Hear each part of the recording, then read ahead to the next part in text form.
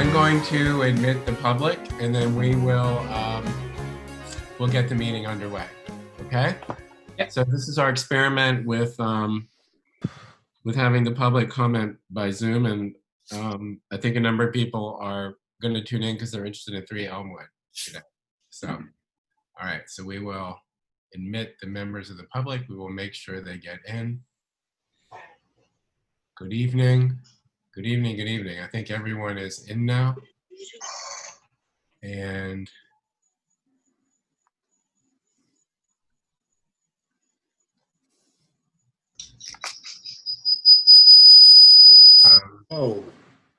That's okay. So I believe we are ready to start. So we will call the month isn't anyway. This September meeting of the Narberth Planning Commission to order. Tuesday, September 8th. For those of you who are participating in the meeting, this meeting is being recorded, both a audio and a video recording, so that we will have a record of our conversation. First, let me just confirm who is on the phone call from the Narberth Planning Commission. We have a full house. We have David Brower, we have Heidi Boyes, we have James Cornwell, we have Jim Spear, and we have Todd Bressi on this meeting. Representing the Montgomery County Planning Commission, we have Maggie Dobbs, and we have 3 members of the public who are following via Zoom, and Jim Spear. What does it look like in terms of our numbers on YouTube? I cannot tell you. I'm sorry. I'll have to tell you after the meeting.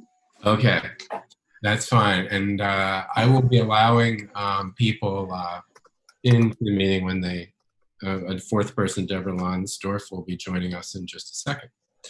All right, so I'd first like to review the agenda of the meeting tonight. We do not have any cases to review, no applications to review, so we won't be reviewing any projects tonight. Our agenda is to approve the minutes of our August meeting.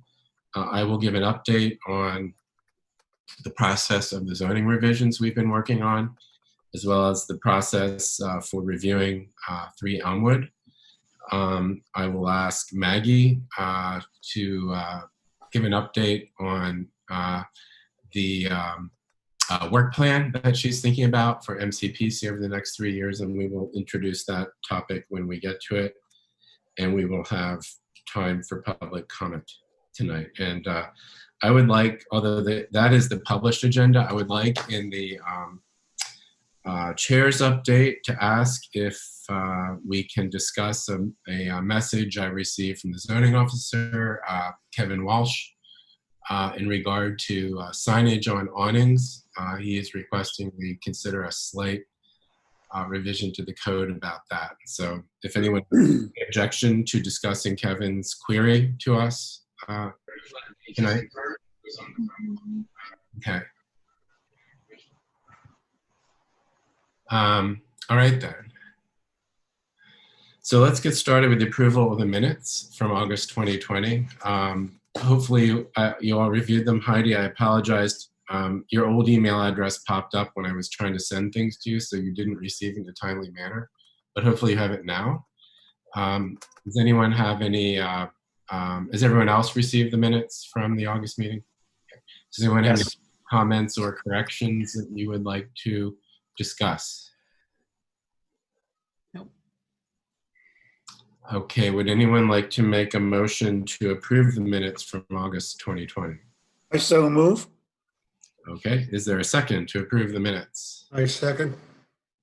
Okay, all in favor? Any further discussion of the minutes? Is that Jim? Do you have discussion? No, I was going to anticipating voting to approve. Okay, sorry about that. Now you can do that. There being no discussion, all in favor of approving the minutes as presented? Say aye. Aye. It takes a lot of dexterity to raise your hand for Zoom, I've learned. So. Any opposed to approving the minutes as presented? Okay, so the minutes are approved. I will take one more look for typos and have them posted on the Borough webpage. The next item on the agenda is the chair's update. You know, we've been working on what is now being called an omnibus zoning revision to the zoning code, which will include amendments that pertain to the 5A zone, that pertain to the measurement of facades on in residential blocks, to the design of parking garages, and a number of other matters that have come up over the past few months. All of these have been discussed before the commission. They've been documented in our minutes. They have been documented in our correspondence to council, and they have all been discussed in council meetings with the council. So anyone who's interested in finding out what those are can look up those records. Maggie and I are still trying to nail down a few last details. As you can imagine, when you start to pick apart things, you find little things you want to fix, making sure definitions are right and so forth. We hope to finish them this week. We hope to get them over to John Walco. It may not be until October that council has a chance to consider them for advertisement. So when we are satisfied with them and turn them over to the solicitor will turn them into an ordinance, at which point they will be added to council's agenda, and then that ordinance itself will be made public. And I know there's been at least one query from the public about what is in these changes, and you can look that up by looking up those meeting records. So that is, we had hoped it would be a quicker process, but as you know, when you're trying to write a code, you've got to get it just right. The second topic in my update is 3 Elmwood, and we are not going to discuss that application tonight, but I would like to update you on the plans for reviewing the application. For those of you who've tuned in the past, there's actually no real news about that. The challenge with this application is that it is a property that is in both Lower Merion Township and in Narberth. I have recently conferred with Chris Lesswing in Lower Merion, with Sean, with John Walco, and with Aaron Mudrick to discuss how we are going to proceed with this. I think we've discussed in the past, and Maggie will clarify if I'm wrong, but the municipal planning code doesn't really lay out an explicit set of instructions for how a project is reviewed when it is in 2 municipalities. It simply says that the municipalities need to work out how they're going to review it. If they can't work it out, the county gets to review it. Suffice to say, there's been a lot of conversation between Lower Merion and Narberth, and the strategy in general that's been agreed upon is that each, at the staff and engineer and zoning officer level, each municipality will review the application as if it were in its municipality entirely. So our team, Sean Metrick, Kevin Walsh, Eric Johnson, will look at the project as if it's a Narberth project and comment on it accordingly. The trick is, how do the planning commissions review it? Because we both meet on the same night, it will be hard for the applicant to go to 2 meetings at once. And so the strategy we are heading towards is that we will hold a special joint meeting of the Narberth Planning Commission and the Lower Merion Township Planning Commission in October, probably the 2nd week of October. I've floated a date with you all, but we are still trying to confirm it. I'm not going to announce the date so we don't get any false information out there, but when the date is known, we will post it appropriately for that meeting. So the goal still is to have that joint planning commission meeting in October to review the tentative sketch plan. Just to review, there are a couple of major issues we're all aware of. The access from Wynwood Road is an issue, and that will be something that Lower Merion looks at in particular and will require PennDOT's approval. The other kind of structural type issue, so to speak, is how this project relates to the floodplain and to the water course. And that is something that the borough is responsible for looking at, and Sean Metrick is the borough staff person who is taking the lead on that. And it does require the involvement of FEMA, because it is a floodplain. Eric Johnson is working on that as well. So Narberth is looking very closely at those issues.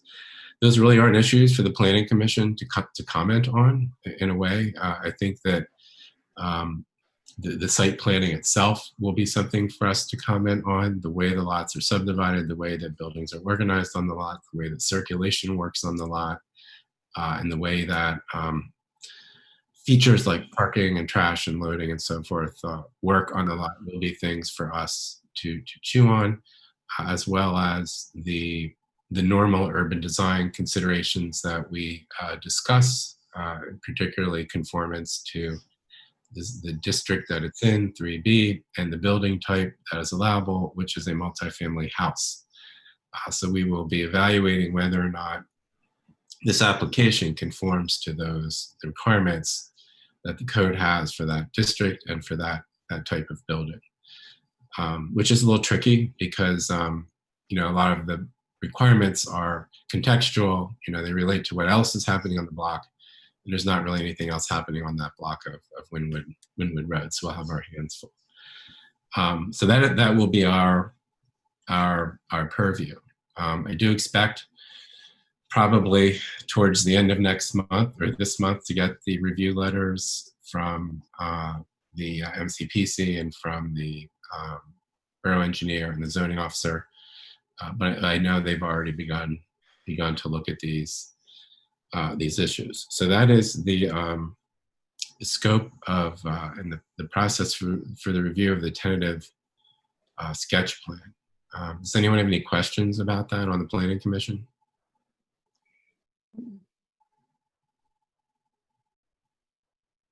Okay. I know I've received some public comment about this. What I would like to do is talk about the public comments on this application in the public comment portion of the meeting. And at that point, if members of the public have any questions about the process I've laid out, we can address those questions then. So if there's no questions from the commission, then we will move to Kevin Walsh's request that we take a look at the request for amendment in relationship to the rules about awning signs. I have forwarded to you I have forwarded to you his correspondence to me. He is noting in his application reviews some issues regarding the signage that is allowed on awnings. In essence, if you can imagine an awning as having largely a sloped face towards the street and maybe a small vertical face to the street that faces the street, maybe half a foot or so. Our code only allows signage to be on that small vertical band of the awning. It does not allow signage to be on the sloped face of the awning. Hang on a second. Zoom is trying to contact me here. I need to see if it's anything important. No, okay. He has noted, I guess he's received an application to have signage on the sloped part of the awning, and he's noted that there are already awnings that on Haverford Avenue that have signage on the sloped part of the awning, and he would like to know if we would, if the intent of the code is to prevent. First, he'd like to know if the intent of the code is to prevent signage from being on the sloped part of the awning. And if that was not our intent, if our intent was to allow signage on the awning, by implication, he is suggesting we amend the code to clarify that. So the question here is the intent of the code. Is the intent of the code to prevent or to allow for signage on the sloped part of an awning? Well, as I agreed to do last time we met, Todd, I took a look at the business district and did a windshield survey of awnings on Haverford Avenue, Forest Avenue, North Narberth Avenue, and so forth. And it seems to me that the preponderance of signage on awnings, approximately 60%, is on the vertical surface of awnings as you look at the throughout the town. But in 40% of cases, or maybe it's a third of cases, something in that order of magnitude, there is signage on the sloped portion, most notably on steep awnings, where the slope is, where it would be fair to describe the slope of the sloped portion as steep. So the people that made those awnings probably stood on the opposite side of the street and thought to themselves, how am I going to make my business the most visible? So if the awning was planned to be steep, they chose to use the sloped portion. If the awning was extended farther out into the street or was had a shallow slope, the tendency was to put it on the short vertical section. That's what we have there. So there is a slight majority of signage on the short vertical section. To my way, in my estimate is there are no awnings that have no signage on them. I might be wrong on that, but everyone took advantage of the opportunity to put signage on an awning, and to my eye, it doesn't look bad. None of it looks bad. So what would you say the intent should be? Well, I think as we have done with the rest of the form-based code, I think we should codify the things that we have in signage in the business district that exist and are not objectionable. So the question is, I mean, that's what we've done throughout the town. That's been the approach to pretty much everything. I see nothing wrong with the signage on the awnings that I see today. So I think we should allow it on both surfaces. We might want to control the size of lettering so as to make it not to discourage signage that would be too garish. Okay. Would anyone else like to weigh in on this question? On the planning commission? Not all at once, though. I'm fine with allowing signage on the vertical, the sloped section. As Jim was saying, there are several existing, as Todd you've said, or as Kevin has said, that there are several existing like that. There was a maximum amount of lettering proportion, and I can't find it in front of me. I was just trying to find it, which could be retained so that it's not just, and what kinds of things are written there, and those maybe they could stay as they were, but otherwise I see no reason to disallow signage on the sloped section. I agree. Jim Spear, do you have any thoughts about this? I agree. I think we should continue to allow signage on the sloped portions of awnings. Okay. Yeah. So we have a consensus on this issue. I won't counter this consensus, and so I'll report back to Kevin. Our consensus is that the intent here is to allow for signage on the slope portion of the awning, and I'll ask for his recommendation as to whether that's a fair interpretation of the code as it exists now, or whether he feels we should seek an amendment to the code to clarify that, and we'll proceed accordingly. And we'll note the sense that maybe there should be some sort of reasonable control, particularly over the size. I do, Heidi, think there is some control over the size right now. We just have to double check on that. That's the guidance Kevin was looking for. All right, so we will, if there's nothing further on that topic, we'll move on. Well, let me ask a question. Do we collectively feel that we have to add language into the code to make this clearer? It's a fair question. Everyone would have to consult the code to answer that. I'm happy leaving that to Kevin, since he's the person who has to interpret the code on a day-to-day basis. The only thing I would question is if the cap on lettering is as a proportion to the overall area of the awning, does that include the slope portion and the vertical portion in the, in the field of and you know what I'm saying? Is there the ratio? Is it like an ink to non-inked ratio? And what? How do you even do that? Yeah, what surface is included in that calculation? Well, what I would suggest is if we could proceed with our meeting. If somebody wants to take on quickly looking up that section of the code while we're talking about the next topic, and then come back to us with something more specific, I'd be happy to entertain it. You want I think it's pretty much a sleeping dog. What's that? I think it's pretty much a sleeping dog. Well, I would hope so, but it looks like Jim Spears on the case. So I can't look it up right now. I'm taking notes. So okay. I'll have to do that between meetings if you want it Okay. done. I didn't print that page out in advance of this meeting, so I can't comment on it. Okay. So let's move on then. The last item under announcements and updates is the update from MCPC. I'd like to focus on a 3-year work plan, and I'll introduce that and I'll let Maggie fill in.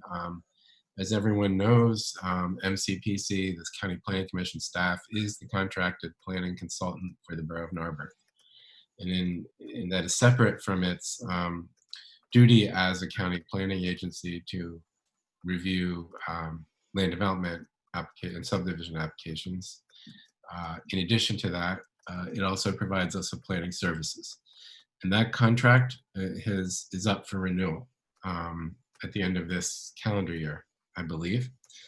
And I was contacted by Sean Metrick to ask and to make recommendations about what the work plan for the MCPC should be. It's ultimately up to council to determine that, but they'd like to know what we think. And so I asked Maggie to give that some thought, and this morning she sent us a brief memo about what she thinks the work plan priorities should be for her consulting services over the next 3 years. And this work list, well, I'll let Maggie take it from here. Maggie, you want to jump in and explain where we are with things and what you are suggesting? Sure. And just so you know, I did pull up the sign types as well, so we can touch on that if you want to. But yes, as Todd said, we are coming up on the end of our 3-year planning assistance contract, and that does expire December 31st of this year. So the borough has indicated their desire to renew another 3-year contract with MCPC for our planning assistance services. So along with that, as Todd mentioned, we have our general planning services, which includes enhanced 247 reviews for land developments and subdivisions, and attendance at all of the planning commission meetings, as well as any supplemental staff meetings or attendance at council meetings as requested. So we have been working on a number of things over the past 3 years. So that included, of course, the comprehensive plan. That was kind of our big ticket item on this past 3-year planning assistance contract. So we completed that last year. And we've done a number of reviews, of course, for the subdivisions and land developments that you're all familiar with. And then we also had started talking about the development of a historic ordinance based on the feedback and the results from the Heritage Action Plan completed by Corey Kegarais and the partnership with the Lower Merion Conservancy. So when I was thinking about what we wanted to do, building off of the work that we've done this year, not just this year, I'm sorry, this contract schedule, and looking ahead at the next 3 years. Right now, we're in the middle of updates to the subdivision and land development ordinance. So this ordinance is being updated now. The zoning code has been revised, and the saldo needs to be revised as well. So we have been going through that process. We started in late March with this, so we are a couple months into it. And in the memo, I anticipated approximately another 12 to 14 months for completion. We are wrapping up the first half of the revisions for the plan processing and submission requirements. And then we have all of our design elements to get into next. So based on the progression of work so far, and then the anticipation of additional conversations with Planning Commission, review with council, public input, and then the adoption process, I would anticipate that we could be looking at an adoption hopefully by the end of next year. But that will take us into our new contract year cycle. So that is one of the work items that I've included. Additionally, I've included just continued revisions to the zoning ordinance. As Todd had updated everybody in his chairman's update, we are working on this. We're calling it the omnibus zoning revisions. So we will likely have continued zoning updates that we'll need to modify. Hopefully we won't have anything too major from this point on, but there's definitely things that we have been noticing and wanting to amend to strengthen the ordinance. So that is another work item.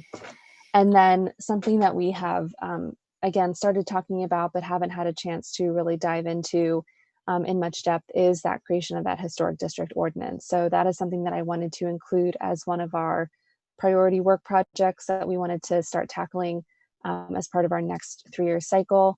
Again, that's something I think that we could probably start diving into as soon as early next year. Once we kind of get through the saldo a little bit more, we can start looking at that in more depth. That is something that I've been working on a little bit on my own based on the feedback, again, that you had all received or given to me, I'm sorry, a few months ago. And then finally, I had included in the contract grant writing for an as needed basis. So MCPC has assisted the borough in the past with writing grants to various agencies for various projects.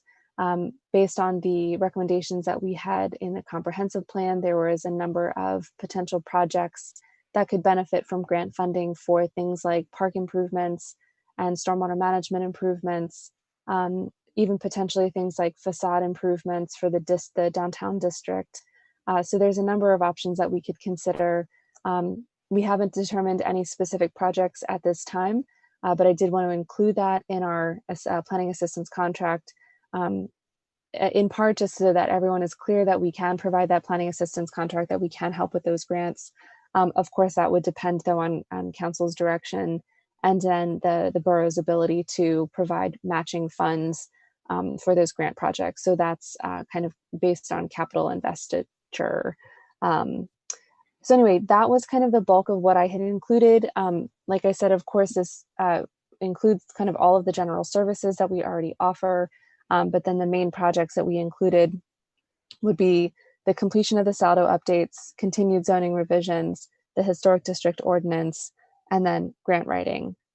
So I wanted to explain that to you a little bit and then get your input on if there's anything in that list that you feel we don't want to work on over the next 3 years, or if there's something that you feel that we should include in this project list that isn't included in this preliminary list that I had sent out.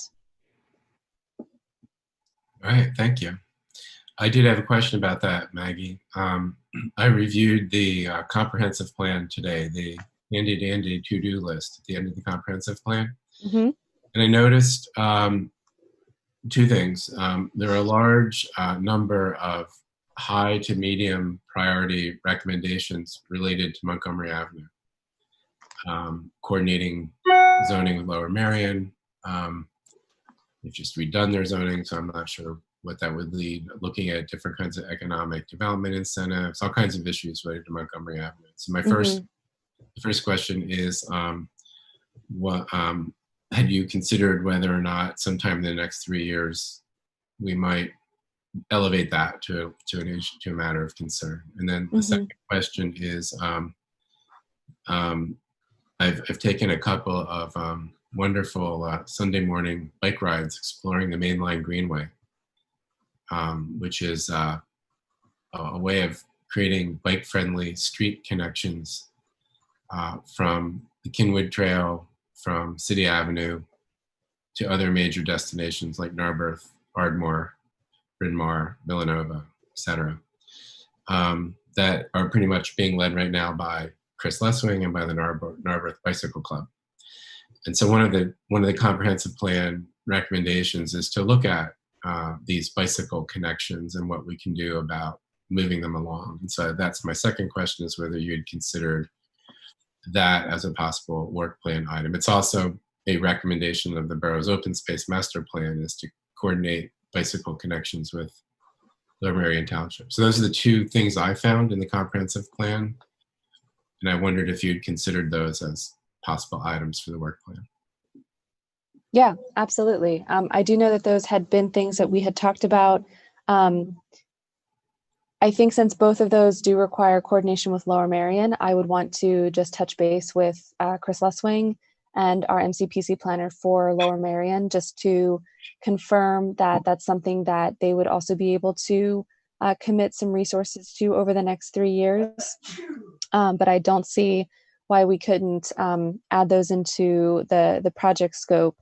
Based on what we have currently, wrapping up with the Saldo and then the historic district, I believe the Montgomery Avenue corridor, if we were to try to create some type of master plan for the corridor, that could be something that might actually end up coming in towards the end of the 3 years and then spilling over into the next cycle revision. Just knowing how those projects go, I think that that's going to be certainly a more substantial project, depending on what kind of scope we're looking for a final project. But that is definitely something that we had identified as being critically important to creating. But the bicycle connections, I think, would be a really solid inclusion in this particular 3-year plan. And I think that might actually, that would require, of course, coordination with Lower Merion, but I think that a lot of that work could be done through stakeholders in Narberth and community members and coordination with the Bicycle Coalition. So I think that in terms of kind of staff level resources is potentially more achievable. So I think if the Montgomery Avenue corridor is something that we would like to include in this cycle, I do want to just make sure that we touch base with Lower Merion to see if that's also something that they're looking to do within the next few years. I would want to just caution against putting anything in the contract plan that we're not actually going to be able to even start within the 3-year period. Mm-hmm. How does everyone yes. else feel about Maggie's proposal and other ideas? Sounds good. Sounds good. I like it. Sounds good. Okay. Me too. I misspoke. It's actually the Narberth Bicycle Club, not Coalition. It's a little friendlier club. And I suspect you'll find Chris Leswing pretty open to this. He mentioned it to me in a conversation recently, so give him a call and see what he has to say. And then, I of course, will. Yeah. I should stress to everyone, these are just recommendations, really, that will be going to council, and council will chew these over and determine the ultimate contours of the contract with MCPC. But they specifically did ask for our recommendation as to what the work plan should be. So it sounds like the work plan that Maggie's proposed, along with proper incorporation of interjurisdictional projects, including the Main Line Greenway and Montgomery Avenue planning, is what we should ask Maggie to forward on the council for consideration. All right.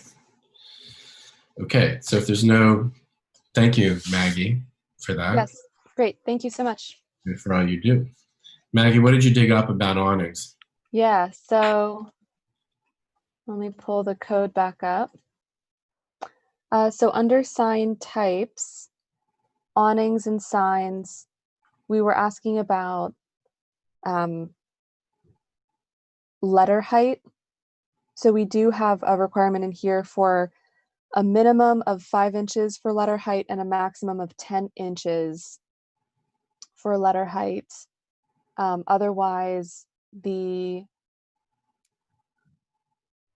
standards here only provide regulations for the depth, as in the projection of the awning, which is a minimum of 4 feet with a minimum of 8 feet clearance, kind of floor to height. The letter height, and then the valance height is maximum of 12 inches. Mhm. So in that sense, I know we were talking about the sloped portion, but on the flat front portion, if the valance height is only 12 inches, you're allowed to have a maximum of 10 inches for letter height. So I know Jim was asking about kind of what that proportion of letter to kind of background space would be. That would give you about an inch if you were to do the largest letter size you could, about an inch on either side of that, the valance height. But I that's mean- it otherwise in terms of letter. I mean, what's the maximum dimension of letters on a band sign, which is, like a vertical sign that's on a facade? That would Right. probably be, Okay, so band sign says letter height maximum 18 inches. Hmm. And a that's, to me, blade that's- sign has a maximum blade letter sign- height of 8 inches. a band sign is a flat sign on a facade, and an Correct. awning sign is essentially a slope sign on a facade. So if we have one dimension for a flat sign, it seems to me having the same dimension for a slope sign would be pretty close to what we want. Right. So then we would have, so the band sign letter height is 18 inches. Hmm. Does that So sound about right for an awning sign, folks? I think I'd keep it the way it is.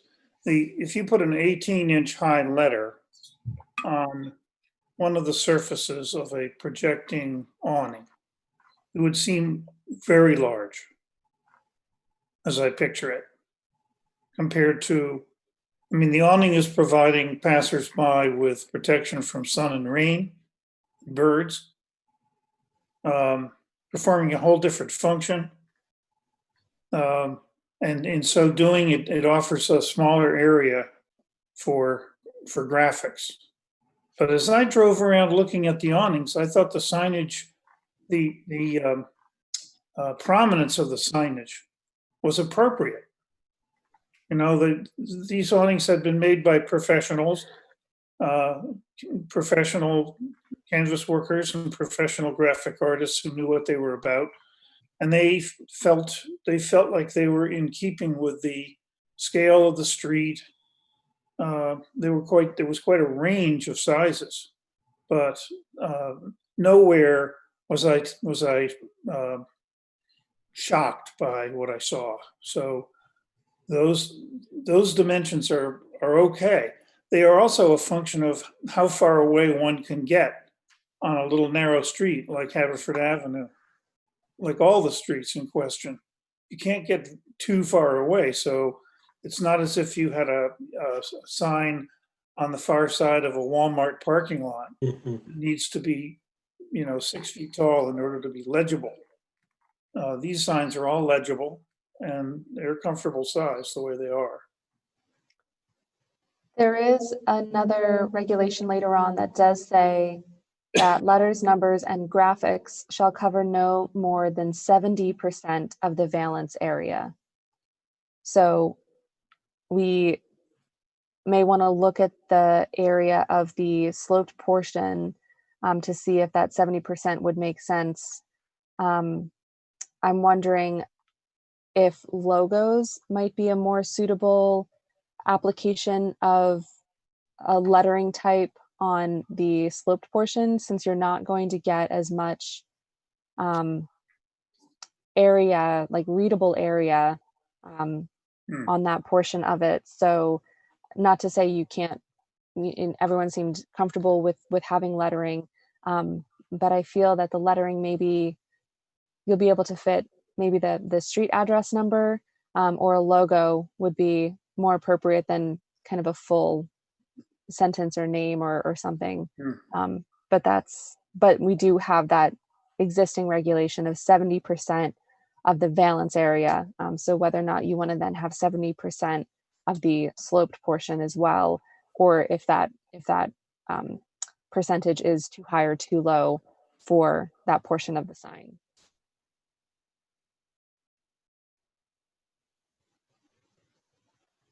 So Jim Cornwell, you are advocating that the same dimensions for lettering be applied to the awning as to the valance. Not yet. Okay. I don't want to overthink this and spend a lot of time on it. I think we are tending to overthink it. Yeah. I think so Um, too.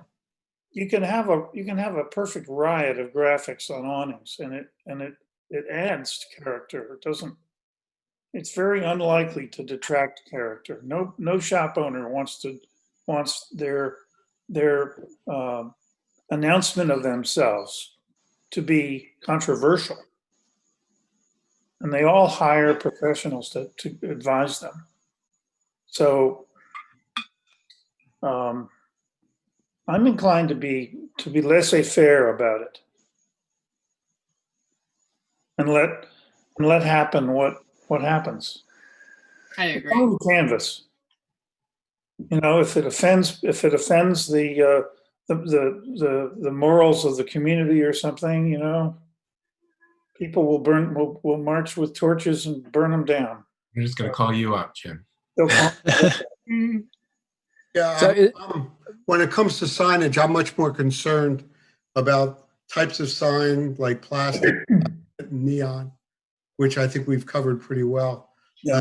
I agree pretty much with what Jim's just said. I think Heidi agrees. Jim Spear, do you have any comment on that? Yeah, I'd be inclined to not have overregulation on this. I mean, I'm questioning what 70% coverage means on an awning. I mean, that's leaving 30% of the awning uninked, or once you edge over 50% inked, you know, who's to say what's the lettering and what's the background? It's Kevin Walsh. it's a weird question. Kevin Walsh, right? Okay, so it sounds like the consensus is to clarify the intent that we're happy to permit signage on the sloped part of the awning.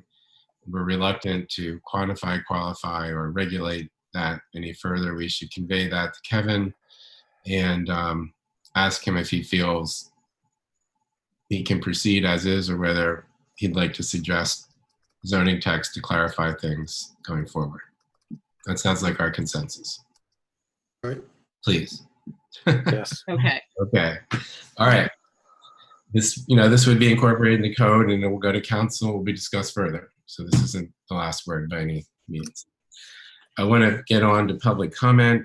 I think there are 4 people from the public on the call, on the meeting still. What I'm going to do is I've received 3 email comments. So as is my practice, I'm going to read them. So the record can show what these comments were, and the rest of the world, anyone else who's listening, can hear them. Some asked for responses, so I can respond to them, and then we'll ask anyone attending the meeting if they have any further comment.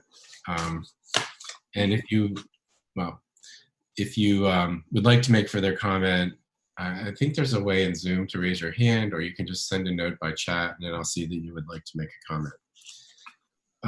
So the first message came to me from Ken Kravitsky, 1 Woodside Avenue.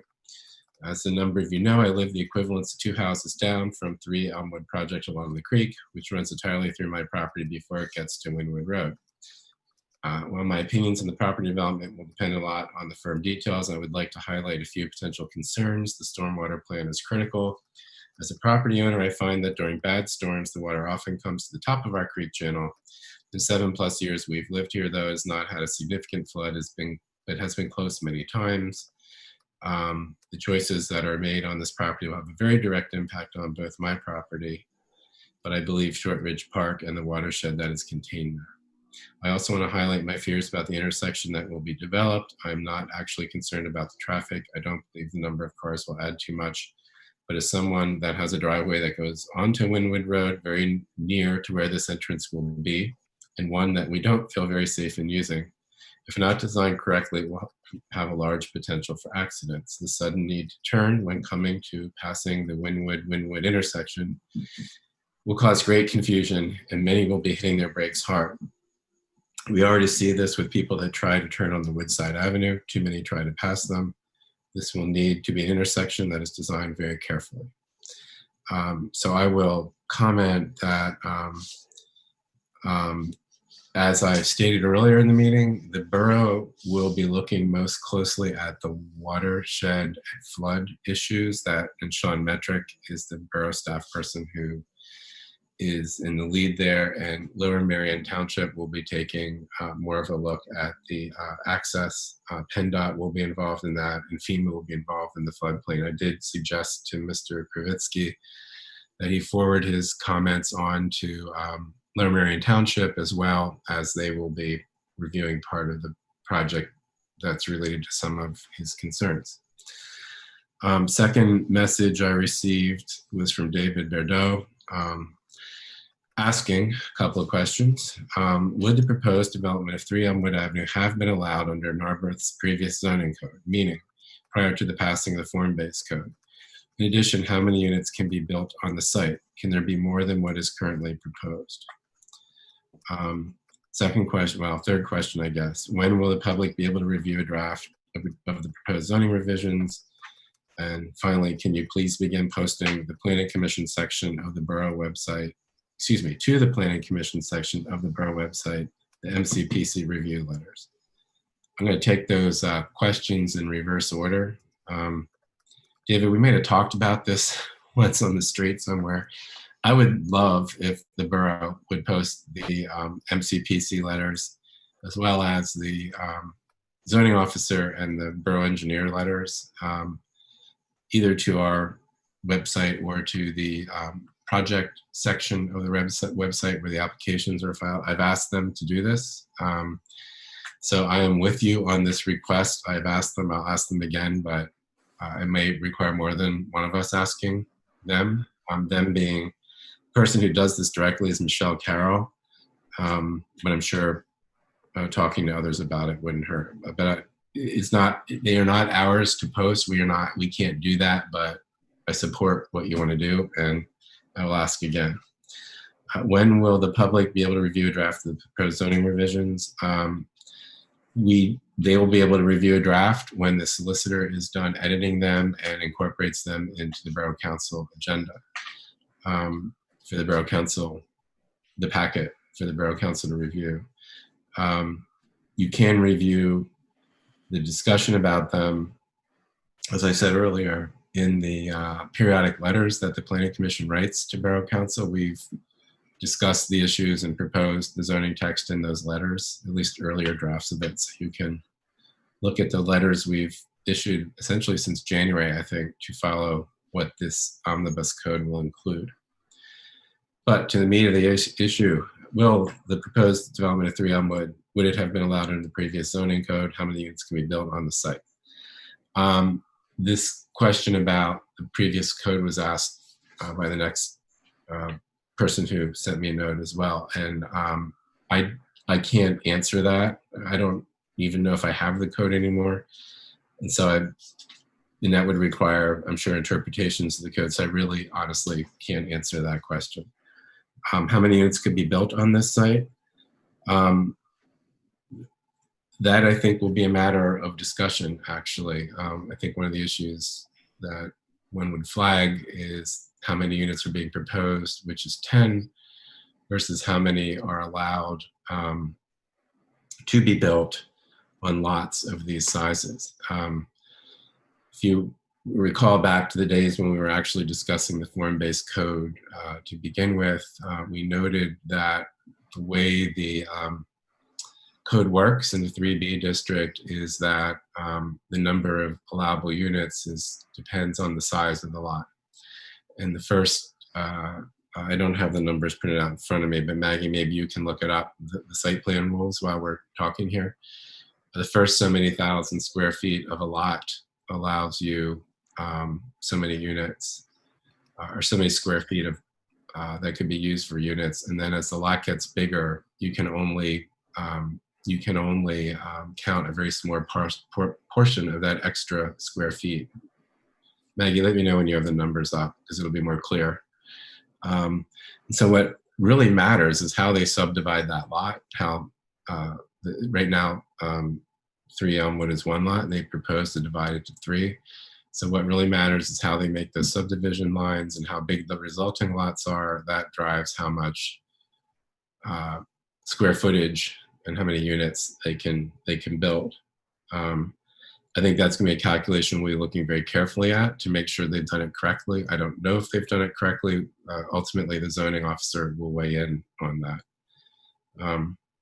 So it's tricky because it depends on how they subdivide it and how big the lots are. Do you have that up, Maggie? Yes, I'm just pulling up. So the site planning, so table 4, it requires 3, so we're in the 3B district, correct? Yes. So at multifamily house, it's 3,000 square feet per family. Mhm. So a 5-unit would need 15,000 square feet lots. Mhm. What about the coverage? It's the lot. Then the next factor is the lot coverage, the building coverage, right? Okay, so building coverage, it's 55% of the first 4,000 square foot of the lot area, which, here, I have my calculations that I did for this particular site. So the first, so 55% of 4,000 always totals 2,200 square feet. And then 5% of lot area greater than 4,000 square feet.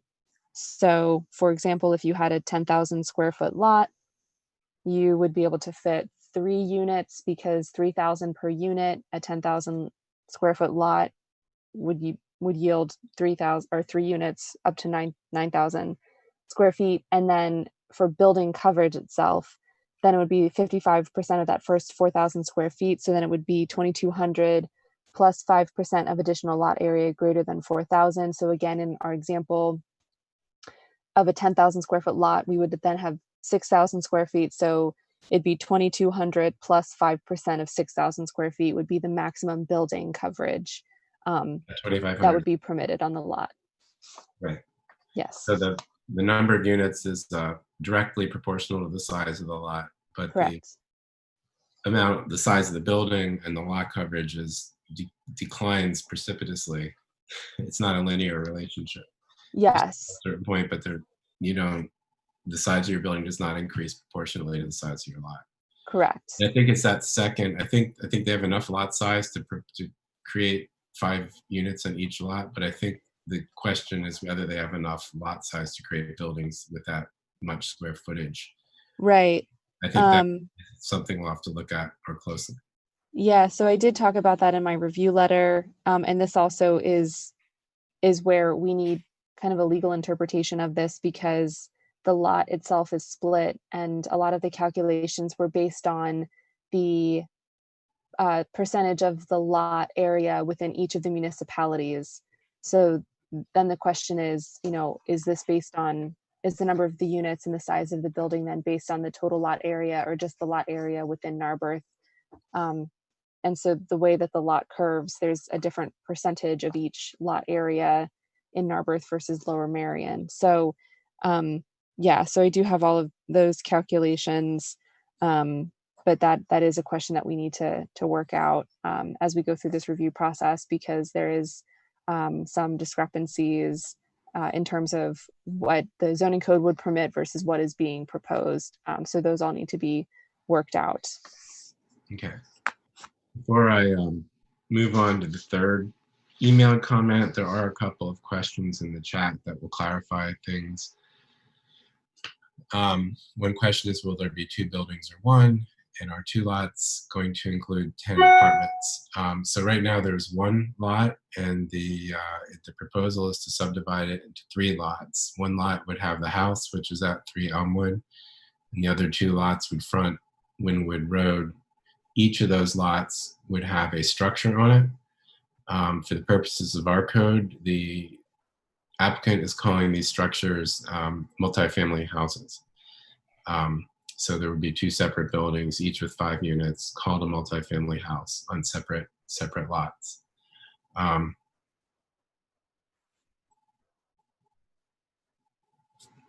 So that answers those questions to clarify what the proposal is for. I will read the third note before getting on to other questions in the chat. I'm submitting, this is from Deborah Lonsdorf. I'm submitting questions for public comment for the Planning Commission meeting this evening. Would like them to be addressed in the public meeting. In regard to the apartment buildings in the south side of Narberth, are they permitted in the middle of the block or anywhere on any of the streets in the south side? Are they only permitted on Elmwood Avenue?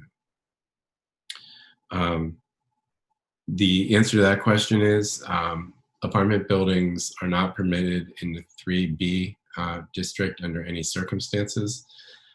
This application is characterizing the buildings as multifamily houses, which are permitted. However, to be a multifamily house, there are certain kinds of design requirements that have to be met, and I think that we'll have to look very closely at whether these buildings as proposed meet those requirements. In particular, a multifamily house has to have a pitched roof, and these, to my understanding, do not have pitched roofs, so there'll need to be some further study, the application to make sure that find out whether or not they're compliant with the requirements of the code. And I don't mean to be evasive, but that's normally work that the zoning officer does first, and then we review that and use that as kind of the starting point for our own discussion with the applicant. So since we haven't received the letter from the zoning officer, I'm a bit hesitant to kind of imply one thing or another, except to say that that's an issue that I think we'll have to look at more closely. Does the new so I'm sorry, Deborah, the other part of your question is apartment buildings are allowed in the 4B district on Elmwood Avenue, but they are only allowed through conditional use. They're not allowed as of right. So any apartment building in that little area would have to go through a conditional use process. And that is the only area of south side of Narberth where apartment buildings could be proposed. Next, does the new form-based code allow the Elmwood Avenue apartment buildings to be built by right in regard to the form and use of the building? Would that project have been permitted by right under the old code? I can't comment on the old code. We are still trying to explore whether the form-based code would allow these buildings to be built under the code as of right.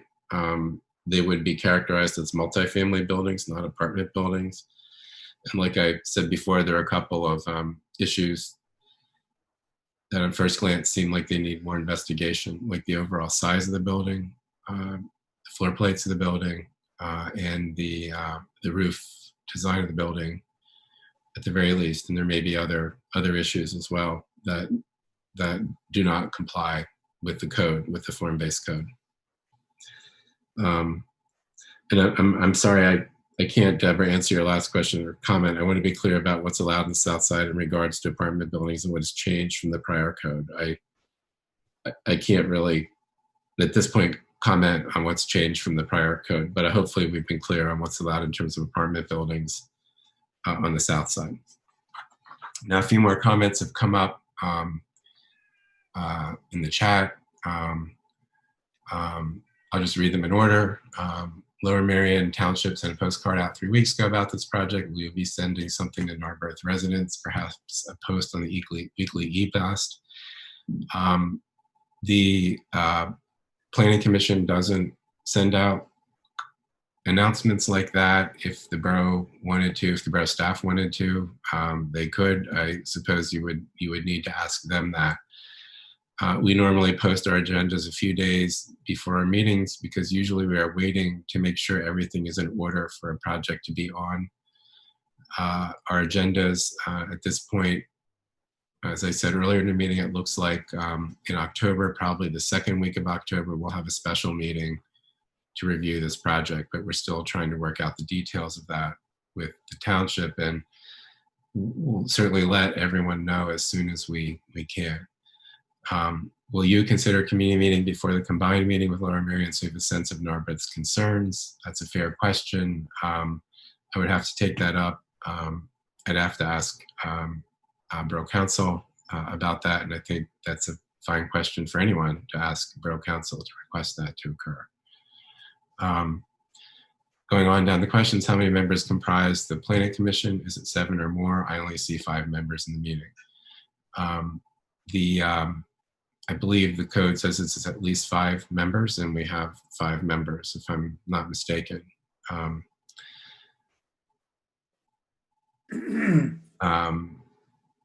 Comment, they aren't houses, they're apartment buildings. Like I said, we do need to check and see whether or not the way these buildings are designed do meet the code in terms of what's required of multi-family houses. Has 3 Elmwood sold off the land? I do not know, and that's not normally a matter we get involved with.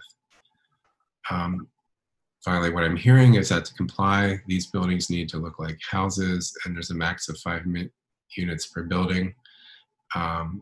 That's correct. And a question to the general world, does anyone know what changed from the prior code? Like I said, I can't answer that. So I think that's all the comments. Does anyone from the public who is still in the meeting have any other questions or comments you'd like to make at this point? You can signal me and I'll let you in, or just write a chat. Okay. I see no other comments. So if there are no other comments, I'll do my best. I'll answer one more prompt, and I'll do my best to answer that. I'll do my best to keep anyone who contacted me about this meeting informed about future meetings related to this topic, to make it a little easier for you to let your networks know. Feel free to send me a note at the email if you'd like to know if there's any more information about. The best thing to ask me is simply when we will have it on our agenda to discuss. That's the best thing I can answer for you. Deb, what do you mean, so no other members know? I don't understand that. Who's developing the plan for this? I believe it was submitted by Vincent Falcone, who is a builder. I don't know what his interest in the property is, whether he owns it yet or has some sort of other interest in it. Todd, I meant if anybody else on the planning commission, does anybody else remember what the old code allowed?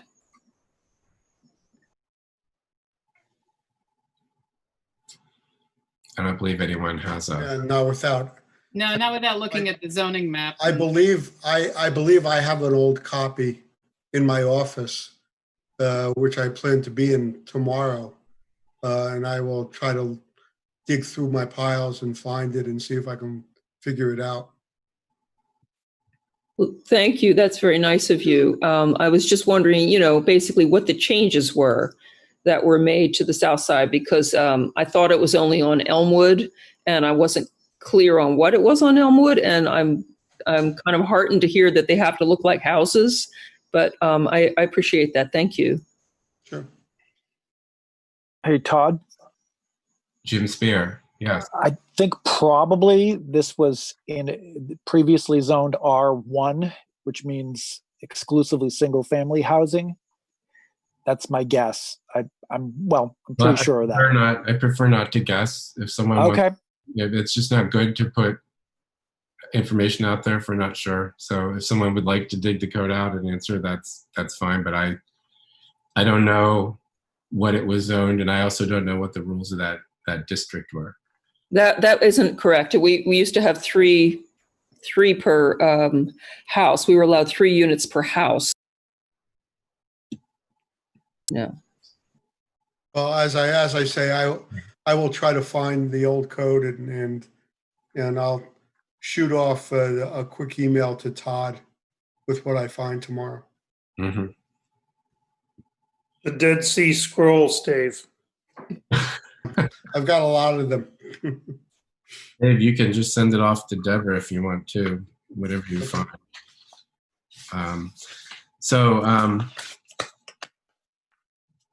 I hope everyone will appreciate, it's a very unusual situation to have a property into municipalities, not just a property, but the buildings themselves physically will be into municipalities. And so, as I said, there's no formal guidance from state planning code about how to approach this. It sort of has to be worked out by the two municipalities, and Does a number Does anybody know if this is literally the only lot that this could happen? I don't know, Dave, and that I don't want to open up. It's not. I'm just curious. In any case, the municipalities have to work out the process by which they review that, and we're still working on that. All right. I see no other questions.